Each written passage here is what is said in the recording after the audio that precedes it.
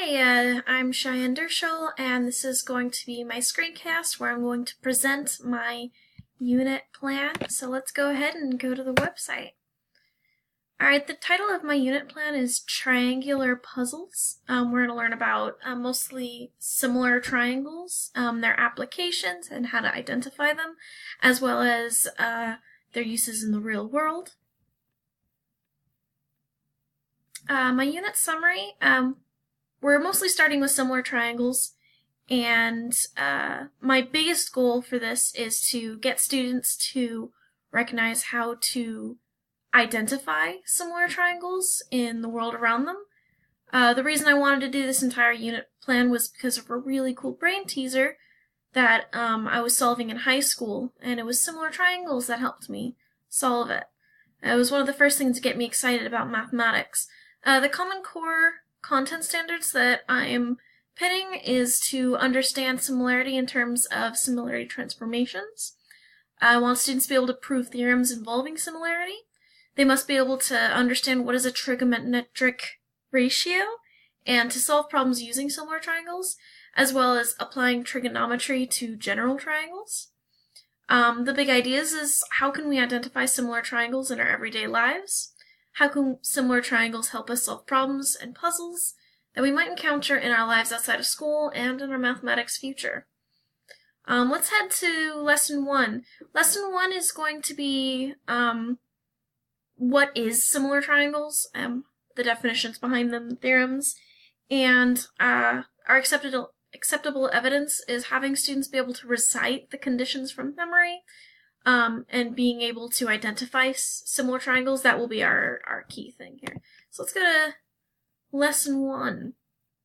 So I uploaded the PowerPoint through Google Drive because I made a PowerPoint.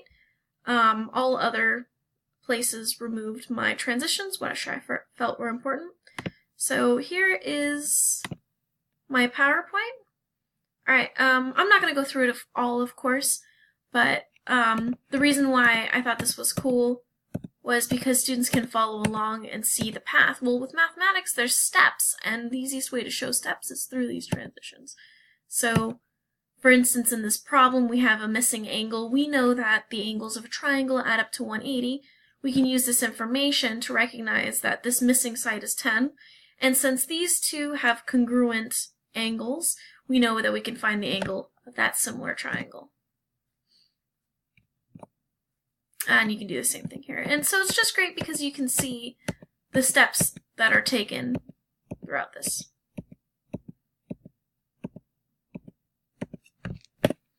Alright, following this is a guided notes that students can use. They can download it through Google Drive. That way, if they'd like to fill it out with Word, they can download it as a PDF if they'd like to print it and fill it out. Otherwise, it's viewable here, embedded through Script.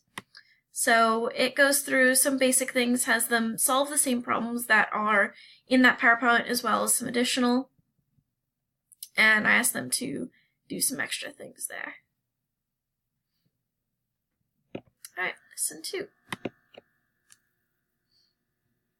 Alright, so Lesson 2 is my Weber size. I actually particularly really liked this assignment. I thought that it's going to be really helpful for students. Also the same deal, I uploaded both PDF and a Word file for students to choose whichever would be helpful for them. I also embedded it for easy viewing here on the site. So the first website that I had them go to is Khan Academy. The cool thing that he does is he proves the Pythagorean theorem using just similar triangles. And if we looked back at the assessment for Level 2, or Lesson 2, our evidence we're looking for is that students demonstrate that they are able to write reflections on responses to famous problems solved using similar triangles. This is a big theorem that students should know how to prove. And so if we go back to Lesson 2 and look at it, one of the things I have them do is not only just follow along with the proof itself and explain exactly where it's coming from, reflecting on it, summarizing and explaining why it makes sense, but also I give them new letters and a new triangle, and I ask them to solve it again in this different case. And doing this twice, I hope, will help deepen their understandings of the theorem, and then also to use it on some more problems. I also had them go through a couple of interactive websites, which were pretty cool. One of them just has them comparing triangles. Are they similar? Are they not? How do you know? One other thing was a game, which I thought was really cool. You could do the game without using similar triangles, but by using it, you can get a higher score. It's impossible to actually get a score even higher than 40 or 50 unless you use similar triangles. So I required them to get a score of 70. I expected it to take them a couple times. It's not that hard to get a score of 70, but I wanted to make sure that they can do it. And I just thought this was a really cool exercise that, of everything we've done in this class, I think the Weber size is something I will actually incorporate into my future classes. So I thought it was a really cool experience. Lesson 3 was the graphic organizer.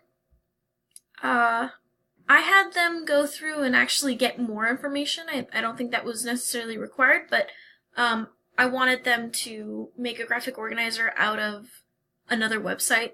Another video that I thought was really helpful was a video that explains SSS. This stands for side, side, side, side, angle, side, and angle, angle. These are 3 methods. If 2 triangles have these things in common, then they can determine that the 2 triangles are similar. And I wanted them to create a graphic organizer from this. For my rubric, I don't like the rubrics where we have 5, 4, 3, and that grid. I like the checklist a lot better, so students can exactly see where points are coming from. I think this is easier for me to grade, write, and them to understand. I think it's clear and concise. So this was the rubric method that I used for this particular assignment.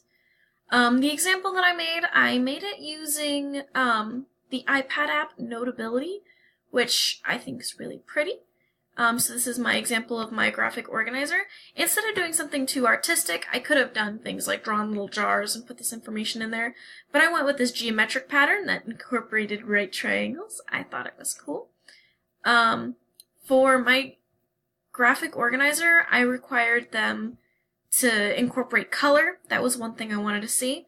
And when I told them exactly what I was expecting these 3 methods to be named in their own sections. I expected a small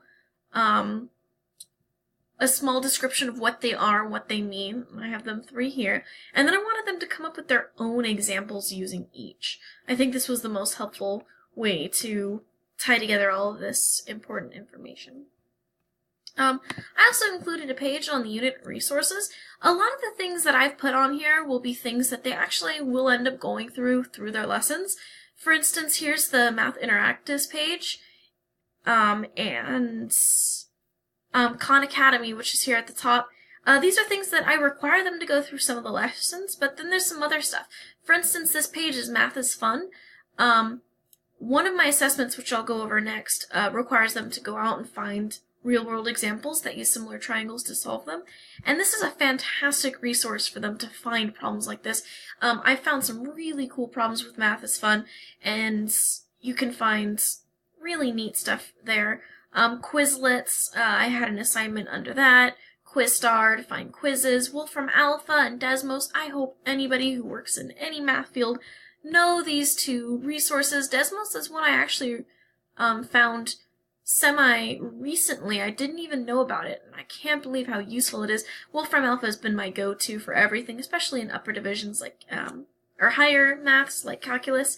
I think it's not as helpful with trigonometry, but if in algebra, especially lower algebra, where they can show you all these different manipulations of expressions, it's very, very helpful that I think is important for students to see. And then there's also varsity tours.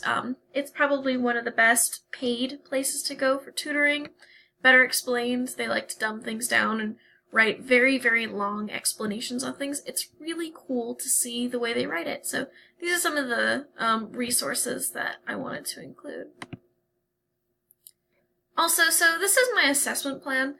My entry-level assessment is a discussion.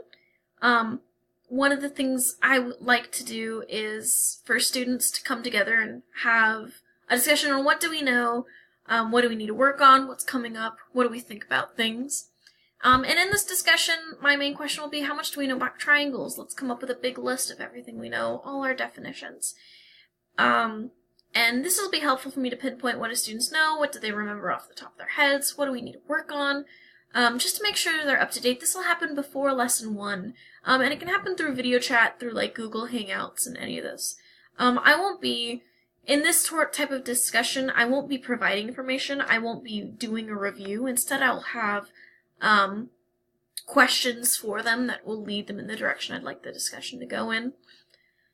For formative, I have guided notes, which is just one of the things I've already gone over. Flashcards, that I have detailed below, which we can talk about.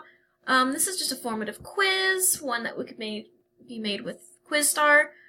The Weber size, which we had talked about before. Summative was the graphic organizer, and then a research report. So, coming down here to the flashcards, I had a teacher once that did something similar to this, and I thought it was really cool, but it depends heavily on students doing it correctly. So what I have them do is each student makes 5 note cards, and we'll bring them all together and make a giant class set, which can be used. Quizlet can generate games, practice quizzes, really cool resources for them to study.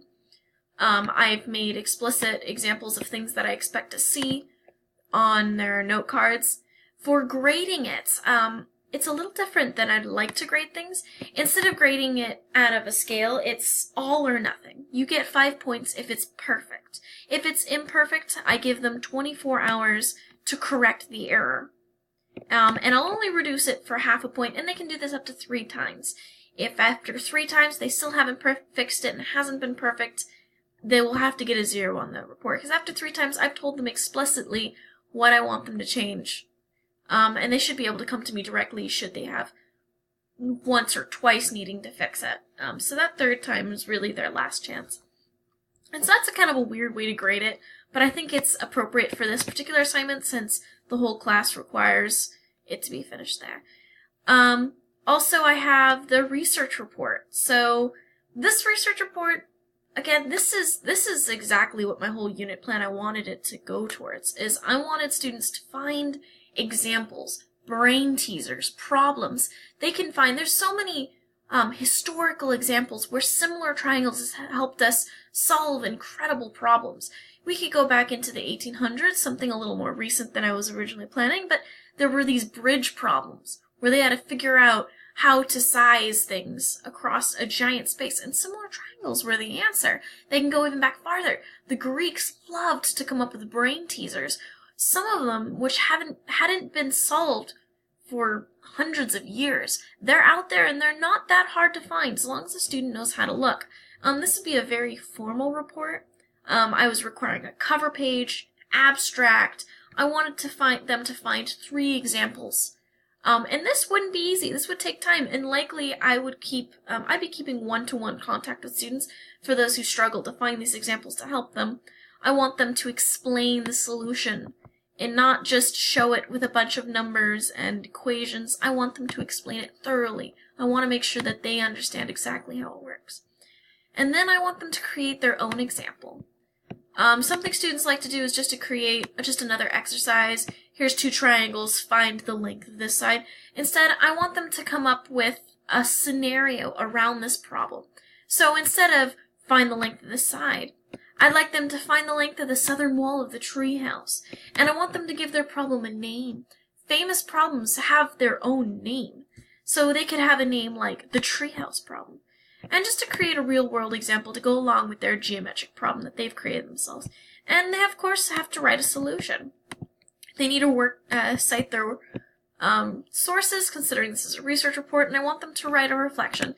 This is a lot for me because the first time I give a project like this, there's going to be hiccups and mistakes. And as for my first few years of teaching, I think a lot of my assignments will have this. I'd like to get student feedback. I want them to think that their opinion is important to me.